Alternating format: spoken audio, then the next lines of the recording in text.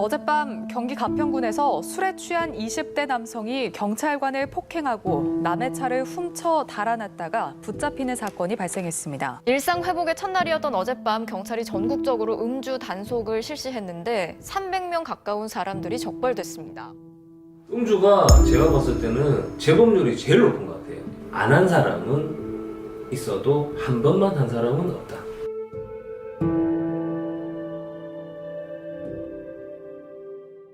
제가 본 습관인 것 같아요. 습관이죠. 그렇죠. 습관인 것 같아요. 그런 부분들이 조금. 저 같은 경우는 술을 먹으면 어렸을 때부터 습관이 차를 집에 놔두고 가서 술을 마시는 경우.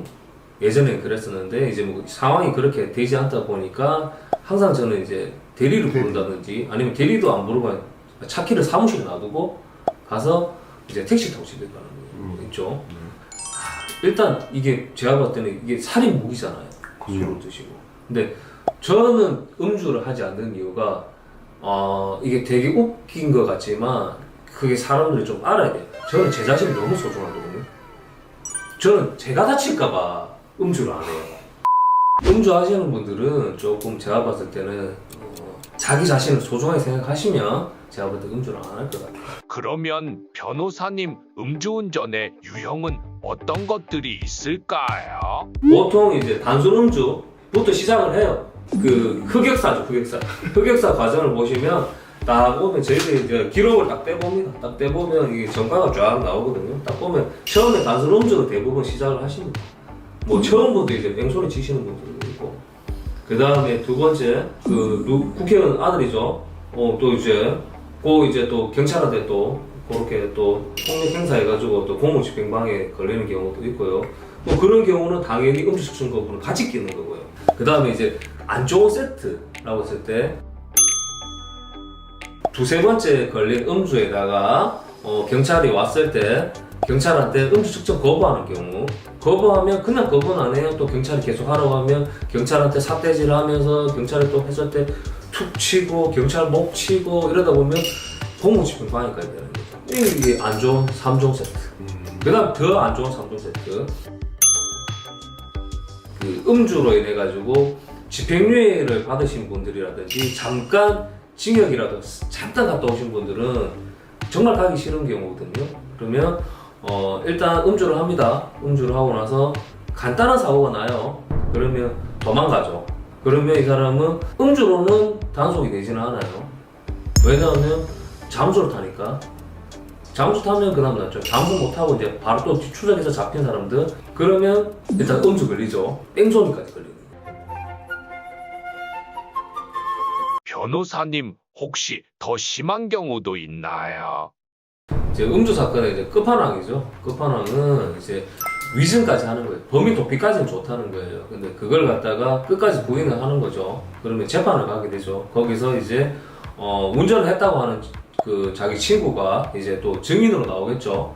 그러면 증인 신문이 이루어지고 막 하다 보면 그 친구는 자기가 끝까지 운전했다 얘기하고, 그 음주 사건에서는 그렇게 그 사람의 증인의 신빙성이 없고 뭐 그런 내용들 때문에 이제 그 피고인의 말이 믿어지지 않아가지고 음주, 범인 도피 교사, 뭐 뺑소니까지 해서 같이 처벌을 받아요.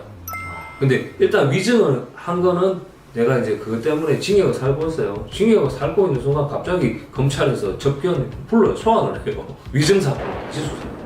그러면 이게 쉽게 말해서 같이 처벌받으면 병합해서 하나의 처벌을 받는데, 이거는 병합을 안 되는 거니까 음주 사건 끝났고 이걸로 징역 받고 있는데 위증으로 또 징역을 사는 거죠. 참 철이 없이 얘기하시는 분들이 있어요. 와가지고 뭐 친구가 운전했다 뭐 이런 식으로 하면서 어떻게 하면 안 되겠냐고 얘기하거든요. 근데 우리나라는 걸릴 수밖에 없어요. 이유가? 우리나라는 CCTV가 정말 많아요. 그 우리가 보면 방범 순찰용 이렇게 CCTV 있잖아요. 네. 그 지나가다 보면 안에 운전자 보여요. 그런 카메라구나. 그렇죠. 투시가 운전차 다 보여요. 그러면 그 다음에 그 사람이 차를 타기 전에 근처에 CCTV가 있단 말이에요. 동선까지 다. 누가 탔는지 동선 따면 다 나오는 거예요. 이게. 그렇기 때문에 어설프게 거짓말 하실 필요 없어요. 그 부분은. 운전자 바꿔치기는 절대 하지 마시라는 거. 각형을 살 수 있는 네. 아주 무서운 거. 네, 그렇죠. 안녕하세요. 자, 오늘 공무집행방해죄에 대해서 한번 얘기를 해보겠습니다. 특히 이제 술 많이 드시는 분들이 간혹 이게 꼭 이 죄를 저지르는 경우가 상당히 있습니다. 지구대 경찰관들이 제일 힘들어하는 게 이게 주치자거든요. 공무집행방해죄가 뭐냐면 그 폭행 협박으로 이제 정당한 공무 집행을 하는 공무원이 이제 그 공무를 방해한 경우거든요. 대부분 보면 이제 경찰관이 이제 가라고 하는데도 와가지고 경찰관 멱살 잡고 때리고 아니면 경찰관한테 욕하고 근데 또 협박하는 경우는 뭐 있긴 하죠. 죽여버린다 뭐 이런 내용들이 있죠. 뭐 그런 게 있는데 대부분 거의 뭐 공무집행방해죄 사건을 보면 술을 많이 드시고 약주를 많이 하시고 이제 그 업무방해를 하겠죠. 아니면 누군가 다툼이 있으니까 그럼 112 신고가 들어가니까 그 112 신고 처리를 하기 위해서 이제 지구대 경찰관 분들이 이제 출동하신단 말이에요. 거기서 이제 그 경찰관 분들이 이제 좋게 얘기를 하죠. 자, 이거 뭐 선생님 이제 약주하셨으니까 이제 집에 빨리 가시라 뭐 이렇게 얘기하면서 좋게 얘기를 한다고요. 그러면 그때 이제 또 필 받아가지고 또 괜히 경찰관들을 욕을 하고 경찰관 보고 네가 뭔데 뭐 나한테 집에 가라니 말하니 하면 경찰관도 그 욕 들으면 기분 좋을 사람 아무도 없어요. 그러면 경찰관도 이제 조금 이제 선생님 그 좀 별로 이게 딱딱한 말투가 되는 거죠. 그러면 이제 뭐 딱딱한 말투로 했다고 해서 또 경찰관한테 삿대질하면서 이제 협박 뭐 이렇게 폭행을 하죠. 그러면 이제 바로 이제 경찰관들은 요즘 가만 안 있습니다. 그리고 폭행 들어오면 바로 그 공무집행방해 현행범으로 바로 체포해 버립니다. 체포할 때 바닥에 눕혀가지고 뒤에서 또 말아버려요. 그냥 수갑 채워가지고 그럼 끌려가는 거죠 이제 지구대로. 일단은 지구대로 갔다가 그다음 경찰서로 가는데 피해 경찰관들이 이제 가가지고 이제 진술서를 작성하고 이제 그렇게 심하거나 뭐 전과가 엄청 많거나 뭐 그런 분들이 아니라면 그 공무집행방해죄로 이제 바로 이제 부속영장을 청구하지는 않거든요. 그냥 바로 뭐 석방하는 경우도 있고요. 그날 조사를 마치는 경우도 있고 아니면 다음에 이제 일단 술이 많이 드셨으니까 석방하고 난 다음에 다시 이제 일자를 조율해가지고 이제 그 하시는 분들이 있어요. 거의 잘은 없는데 공무집행방해죄가 안 될 때가 있어요. 일단 이게 정당한 공무집행을 방해해야 되는 거잖아요. 근데 정당한 공무집행이 아닐 경우가 있단 말이에요. 일반적으로 이제 내가 그 공무집행 방해가 적법한지 아닌지 있었는지 없었는지는 보면 좀 힘들어요. 왜냐하면 그분들이 대부분 술이 취하신 분들이고 그리고 현장에 CCTV가 없을 확률이 높고 경찰관이 진술하는 내용들이 있기 때문에 거의 인정이 돼요. 근데 간혹 가다가 제가 한번 보면 그 사건은 CCTV가 있었어요.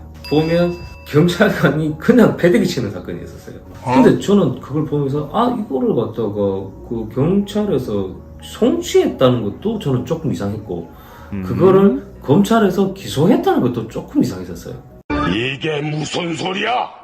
CCTV 화면상에 보면 이 사람이 진상은 진상이었어요. 제가 봤을 때는 진상도 개진상 그런 진상이 없어요. 제가 봐도 진상이었어요. 진상이었는데 막 이게 뭐 입으로 진상짓을 한 거죠. 경찰관도 약 올랐겠죠. 엄청 약 올랐겠죠. 그래가지고 이 사람을 그냥 쭉 가는 걸 갖다 그냥 줄 땡겨버린 거예요. 경찰이 줄 땡기니까 이 사람이 딸려오면서 이러면 잡은 거예요. 그런데 경찰이 공무집행방해라고 바로 패대기 쳐버린 거예요. 그러니까 쉽게 말하면 경찰이 독주폭행한 거예요. 근데 이제 어쨌든 간 이 사람의 뭐 손이 이게 닿은 것 같지는 않고 이게 제가 봤을 때 치내는 것 같아요. 끌려가니까. 근데 이제 그걸 갖다 이제 공무집행방해라고 해요. 신체적인 접촉이 있었으니까. 그래가지고 이제 뭐 송치도 됐고 기소도 됐어요. 실제 그 내용을 보면 뭐 처음에 그거는 뭐 안내를 한 거다 뭐 이런 식으로 얘기를 하더라고요. 근데 안내라고 하기에는 안내를 했는데 사람이 막 딸려가요. 그리고 이 사람이 한쪽에는 그 쇼핑백을 들고 있었어요. 그렇기 때문에 뭐 이렇게 경찰관을 잡고 할 그런 게 아니었어요. 오른쪽을 갖다 잡혔는데 잡혀가면서 이렇게 끌려가는 게 보여요. 그래서 이걸 쳐내는데 경찰이 바로 이제 패대기 쳐가지고 해가지고 그거는 이제 정당한 공무집행이 아니라는 걸로 해가지고 그 사안에 이제 무죄가 났던 거예요. 그 다음에 또 다른 이제 공무집행방해가 이제 나중에 이제 치상이 인정이 안 됐던 사건 어떤 거냐면 그분이 이제 그 안전벨트를 안 매고 이제 출발을 했는데 안전벨트 안 맸으니까 이제 경찰이 잡은 거예요. 그냥 단속을 한 거예요. 그러니까 이 사람이 이게 안전벨트 단속 시즌이 아닌데 자기 말은 그래요. 시즌이 아닌데 괜히 자기만 잡았다는 거예요. 그러니까 거기서 열받은 거예요. 이 사람이 한번 봐달라 했는데 안 받은 거예요. 그래갖고 막 안 받으니까 짜증나가지고 이게 맨 마지막에 그 사람 이게 사인을 하거든요. 단속이 끝나고 나서 이제 출발하면서 이 사람 짜증나가지고 그냥 한마디 욕을 한 거예요. 막 쌍시가 돌아갔겠죠. 그러니까 경찰이 또 열받아가 쫓아가면서 따라가다가 발 밑에 들어가 버린 거예요. 그 공무집행, 특수까지 넣었어요. 촬영이니까. 특수공무집행방지상. 그래가지고 이제, 그래요. 그 부분이 이제 어떻게 됐냐면, 단속 업무잖아요. 단속 업무 같은 게 사인했으면 끝났잖아요. 끝나고 가는 길이잖아요. 끝나고 가는 길인데, 욕했으니까 쫓아온 거잖아요. 쫓아오다 지 발에 들어간 거예요. 그러니까 다시 잡는 거는 그거는 그 공무 집행이 아니란 말이에요. 그래가지고 그분 같은 경우는 처벌을 받지 않았었어요. 그러니까 이게 자기 공무 집행 방해로 갔다가 이제 좀 사건이 진행되시는 분들 같은 경우는 내가 지금 정말 좀 억울하다고 생각하는 거는 정당한 공무 집행 방해가 있었는지 없었는지 그거를 갖다가 다투시면 될 것 같아요. 제가 볼 때는. 근데 좀 쉽지는 않을 거라는 거. 그 확실한 증거가 있을 때만 가능하다는 거. 그런 부분도 참작하시면 될 것 같고요. 그리고 마지막으로 말씀드리고 싶은 게 술 드셨으면 집에 곱게 가세요. 그냥. 경찰관들도 다 이게 여러분들이 아시는 분들의 자식이고요. 그리고 언니 오빠고요.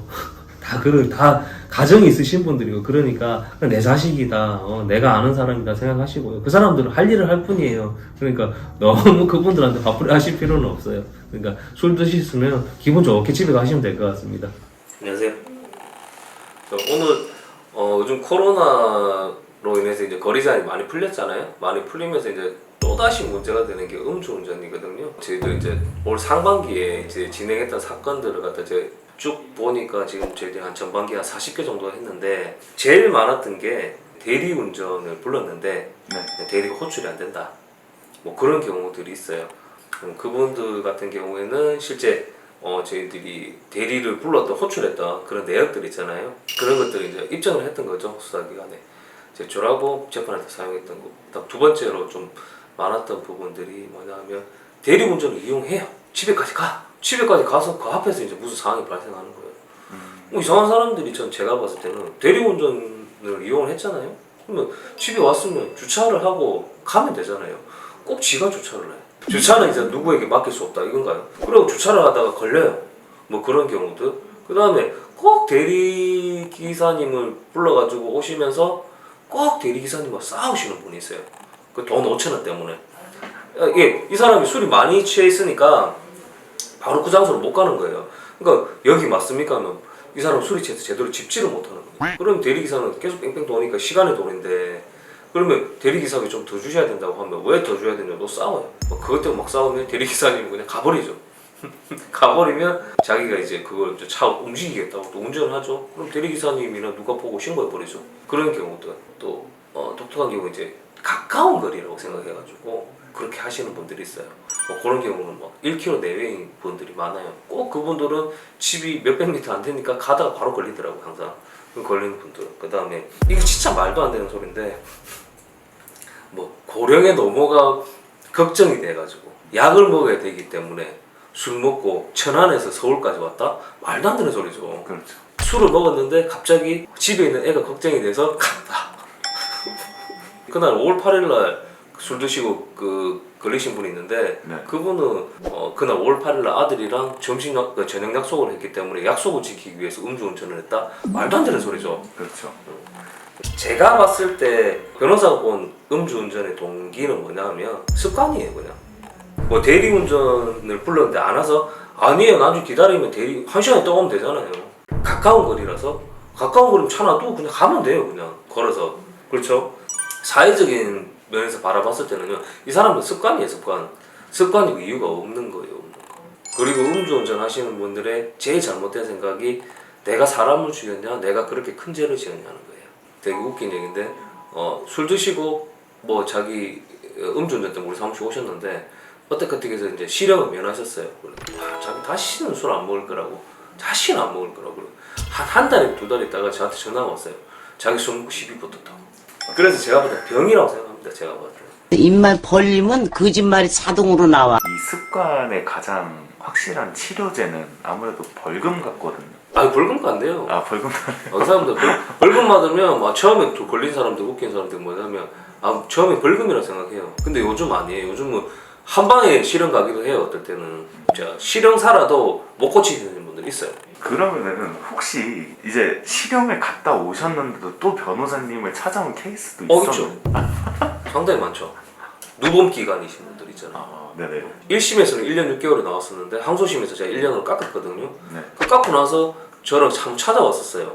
차를 가지고 왔더라고요. 제가 저 순간 드는 생각이 면허 없지 않아요? 라고 했는데 아니 변호사님 요번에 면허 땄어요 이렇게 얘기하더라고요.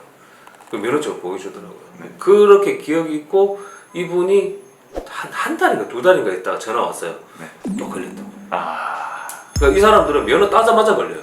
아 면허는 잘 따. 네. 면허 따자마자 걸려요. 면허 따자마자.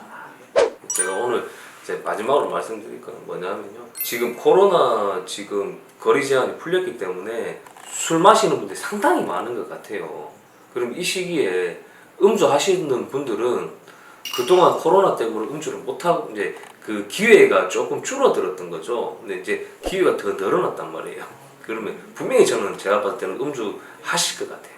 그러니까 저 영상을 좀 보시고 병이다, 똑같다 이렇게 하는 그런 좀 경고의 메시지 좀 받아들이시고 술 드시면 제발 운전하지 마시고 술자리 있으시면 차 놔두고 가세요. 뭐 그거라도 좀 당부드리고 싶어서 오늘 영상을 찍게 됐습니다.